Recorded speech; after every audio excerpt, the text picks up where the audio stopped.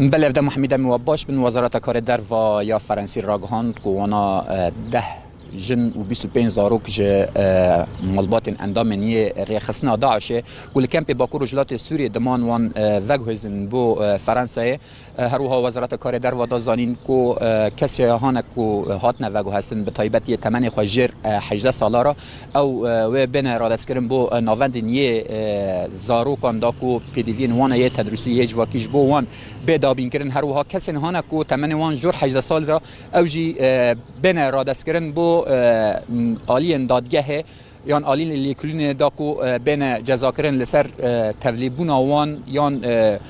چون آوان ناوری خصنا داعش با آوایی که اونا خواب برچون و آوایی که خواب بخش چون تولیبون و در الباکور جلات سوریه به هزاران اندام یان مالبات نیه اندام رخصنا داعش لوی داره به جهت من به طیبت کمپا هول یا گندوار حسکه و لکمپ روج اوجی کو دکویل هرم و جزیره کلوه داره دمینن افشار امین گروپ هلا فرانسا کوته وگو هستن یان حکومت فرانسی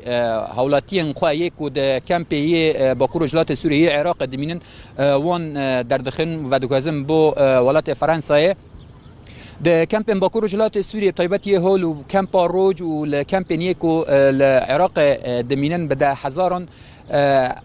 مالبات اندام رخصنا داعش الوی داره به جهت بن اوجی خدان رامان نیه هانا تندرون لگوری کو گلک آلی و گلک دزگه دن زانین کو پیوست اف کسانا هر ولاتک به